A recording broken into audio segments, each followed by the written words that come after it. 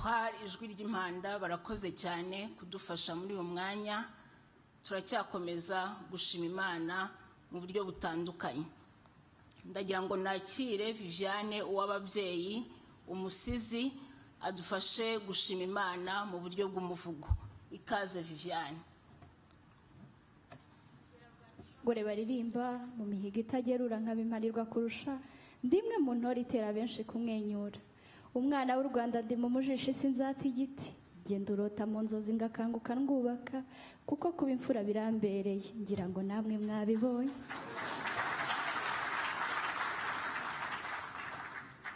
Muraho neza, nitwa uw'ababyeyi Viviane, nejejwe cyane no kubana namwe muri iki gitaramo cyo kuramya no guhimbaza Imana kubw'imirimo itangaje yakoreye u Rwanda n'Abanyarwanda. Mu gisigo nise u Rwanda rwambaye Imana, mureke dutarame rero. U Rwanda rwambaye Imana, rwambutse inyanja ibihumbi, ururinze konda ruranda, ururinze urwirura umwero mwimanyi. Inyegamo yawe ntintayegayezwa, irebera iherezo mu itangiriro, iyaduhaye ikaduheta, itaranto tukayigenza, sinambira kibirera niyubahirwe muri iki cyanya. Twakumvaga mu mateka tukagutekereza nk'utaha kure, aho utahiye muri tugatura ukatuvura umwaka twatewe na wa mwaka. Turaha muri nzi tugushima uyu mwaka ndetse n'indi gihumbi yahahise hacu, cyane iyo dukebutse mu myaka 30 ishize. U Rwanda ari igihunda, nta byera nta gasambu gasa, nta cyizere, imitima ya benshi yararwaye umwijima. None Mana dore aho ugeze utwatsa, ineza yawe ibonwa bukeye,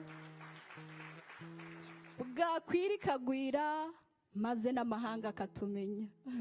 Tukicinya icyara tugushima, ababaca mu bacu bagacinya n'akadiho, tuti niwe wabaye mukura buhoro, u Rwanda n'urwaho rwambaye Imana. Twambuye injamba dufite ijambo, duhamya ko wirirwa ukanaharara, ntihanakurambira ugana aho ushaka, nushaka uhahama bagushaka bahagusange.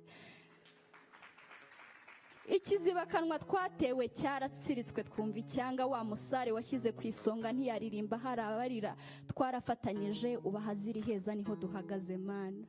Turacyagushima n'abo bose bamugaragiye, akaba kidutwaye uko ubishaka. Burya umuyobozi mwiza ni wowe umugena, iyo mfura nkunda cyane yijya inama, naryo nishimwe nkugomba Mana, kuko u Rwanda rwambaye Imana, njye nabivuga nkanabisubira. Uru Rwanda rufite ishyano amashyi, amashyi ishyirwe ejuru urayakomewe, wowe n'umwana wawe watwihaye ngo atwiyoborere, maze twabamwitoreye tukicinya icyara tuti vrema. Tujya gutora dusize duteretse, tugataha kubw'umutekano dutarama mu gihe abandi baba bataruka. Waciye iteka ko ntatera bwoba i Rwanda, ayo waduhaye afite gitereka, ntazaboga kuhora utugoboka. Na cya cyago ngo ni mabaga ndetse n'ibindi kigenzi cyabyo, Mana waradushoboze turagihashya Nyagasani.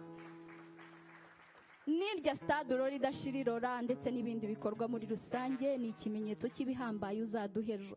Nyiribihe wowe urebera mu gihe kandi ukabaha iteka, ukomeze ube mu hazaza hacu nk'uko wabaye mu hashize. Uwiteka yadukoreye ibikomeye, natwe turishima mu muririmbira ishimwe, mwabakunzi bemwe muvuga izina rye ryera. Uri Imana isohoza amasezerano, warangiza uti nzagendana nawe ahataringaniye mparinganize. Ibyo yarabikoze, turi ubuhamya bugenda. Iti nuca mu mazi ntazagutembana, nuca mu muriro waka ntacyo uzagutwara, udutwaye udutwikira turakwemera pa. Amahirwe wahaye umwana w'umukobwa, nanjye nkaba mpagaze imbere nta mpagarara, n'impamo yose jyewe navuga ko uru Rwanda rwambaye Imana. Uhoraho, u Rwanda warubereye Imana, narwo rukubera urugo rwaguka, maze amashuri nyogokuru atize nzayanyanyagira nasoze. Ubu se njyewe hari icyo mbaye, n'impamo yose u Rwanda rwambaye Imana. Uru Rwanda rukeye ku kigero nk'iki, ruzagukeza kugeza kera, wowe uhera ku bikenewe ugakenura. Nyamara kandi icyanga cy'iterambere turagihorana, ukomeze uhire imirimo y'amaboko yacu, iyi mishinga uyibera umushorera, uri Imana twikomejeho.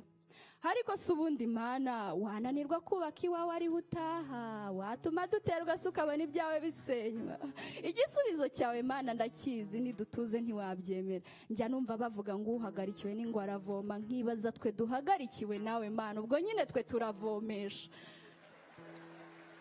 kandi biranagaragara rwose aya mahoro duha turenzaho n'abandi tukayabaha nako n'aba bandi bakubwira. Nta mpaka muyobozi mwiza ajya imbere, turakurikira, tegeka turabikomeza, vuga dutume biba. Mana nziza uri umuremyi, twikomejeho ngewe nkuziritse ku mutima wanjye, maze uru Rwanda rwizerwe, rwisungwe, rwiganwe, rwigire, rwigenge, rwishime, rwambare, ruberwe nk'uko bikwiye, rutinywe cyane igisumba rukundwe. Murakagira Imana.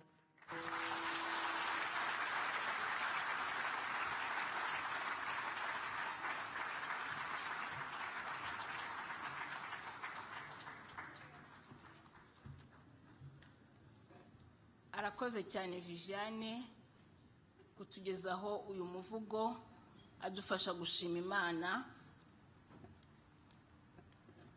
Nyakubahwa Perezida wa Repubulika, tugeze mu mwanya mwiza wo kumva ijambo ry'Imana tugezwaho na Professor Nathan Chiroma. Professor Chiroma, you're welcome. Thank you.